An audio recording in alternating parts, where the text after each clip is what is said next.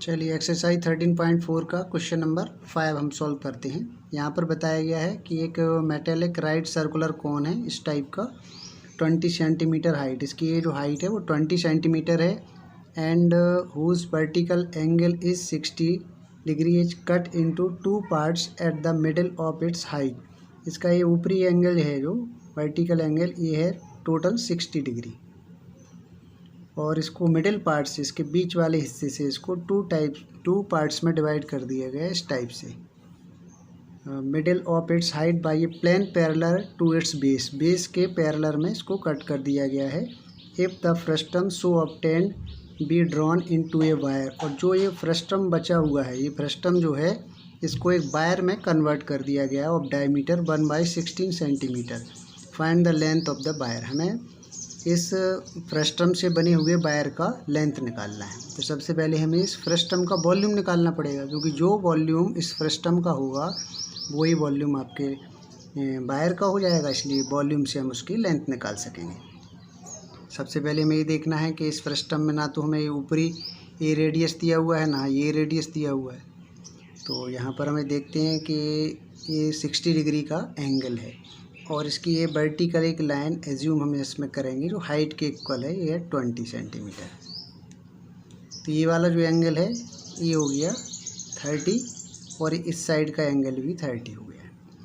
अब हम इसको, ये वाला जो निचला रेडियस है ये हो गया R1, और ये ऊपर की तरफ जो रेडियस है छोटा वाला ये हो गया R2। छोटा वाला रेडियस यहाँ पे क्रिएट होगा। हम इस वाले एरिया में tan थीटा का फॉर्मूला लगा देंगे। tan theta equal to perpendicular upon base. यहाँ पर थीटा की वैल्यू, ये वाला एंगल जो है ना ए, इसको हम कुछ नाम दे लेते हैं, ABC, इसको D, बीच वाले पॉइंट को E, और इस वाले पॉइंट को F। ट्राइंगल DAE में ले लेंगे हम tan theta equal to perpendicular upon base.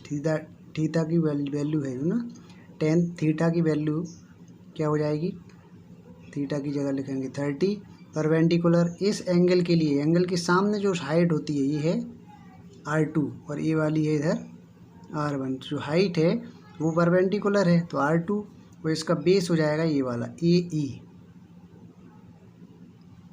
तो tan थीटा की जो वैल्यू होती है वो होती 1/√3। R2 की वैल्यू हमें निकालना है, AE की वैल्यू यहाँ से यहाँ तक, चूँकि इसको हाफ कट किया गया है इसलिए इसकी वैल्यू हो जाएगी 10।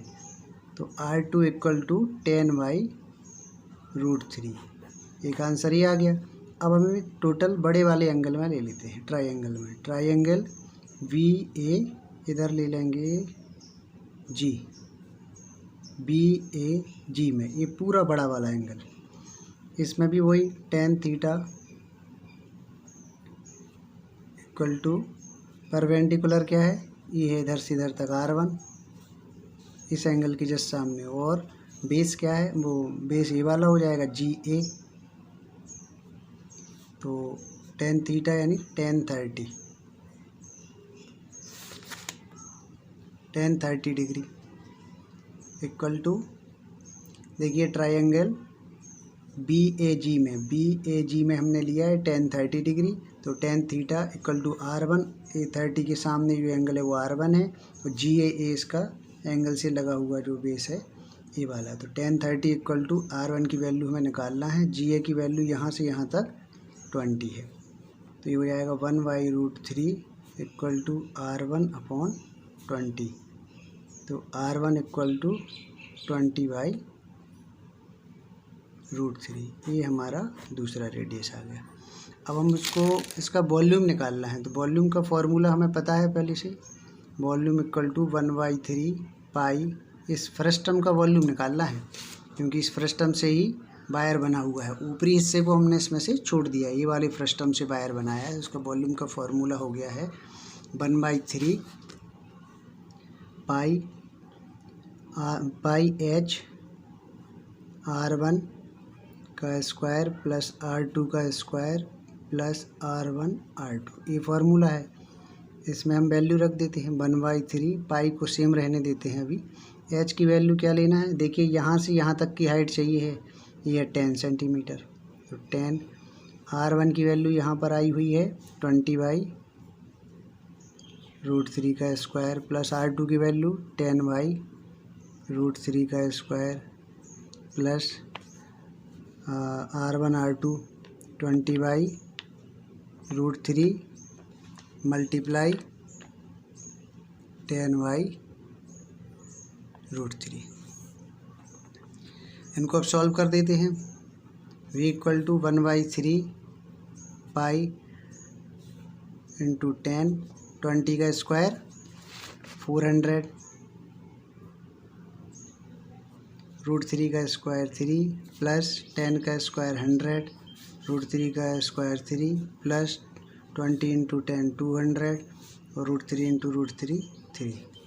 इनको सॉल्व करेंगे तो इस ऊपर प्लस हो जाएंगे क्योंकि नीचे बेस सेम है, इसलिए 1/3 पाई 10 इंटू 400 500 600 700 अपॉन 3। ये हमारा एक वॉल्यूम आ गया है। अब इस वॉल्यूम के बराबर हमें इससे एक वायर बनाना है। वायर का चूँकि स्ट्रक्चर लगभग इस टाइप से होता है, ये वायर है, यानी एक सिलेंडर के फॉर्म में होता है। तो volume of wire equal to volume of cylinder. Cylinder का फॉर्मूला लगाएंगे, क्या होता है फॉर्मूला, पाई r² h। ये वाला h अलग है, इसको कैपिटल H लिख लेती है, हमें पता नहीं निकालना है। इस वॉल्यूम के बराबर है, तो वायर का वॉल्यूम जो है वो किसके बराबर हो गया, फ्रस्टम के बराबर। तो फ्रस्टम का वॉल्यूम लिख लेंगे 1/3 pi 10 into 700 upon 3 equal to pi r का स्क्वायर इसमें बोला गया है। इसका जो रेडियस दिया हुआ है r, इसमें एक्चुअल में डायमीटर दिया हुआ है d इक्वल टू, वायर का डायमीटर d इक्वल टू 1/16।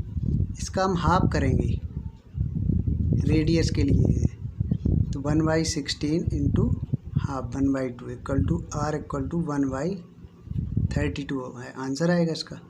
इसलिए 1/32 का स्क्वायर, इसलिए 2 टाइम लिख लिया। h हमें निकालना है।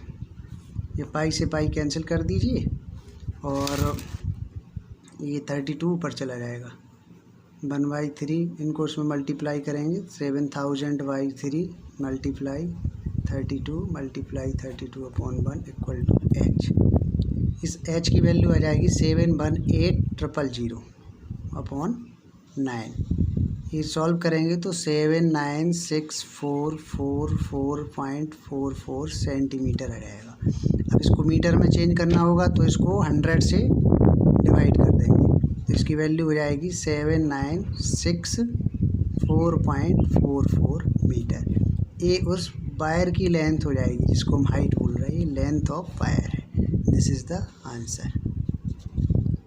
ये क्वेश्चन देखने में बड़ा कठिन लग रहा था, लेकिन यदि आप ध्यान से इसको समझ पाएंगे तो बहुत आसान है। इस फ्रस्टम के 2 पार्ट्स कट कर दिए और इससे हमने वायर बनाना था। और ये जो एंगल था, ये एंगल हमको ट्रिग्नोमेट्री के रूप में tan थीटा के रूप में यूज करना पड़ा। इससे हमें ये वाली रेडियस और ये वाली रेडियस निकल आई। ओके।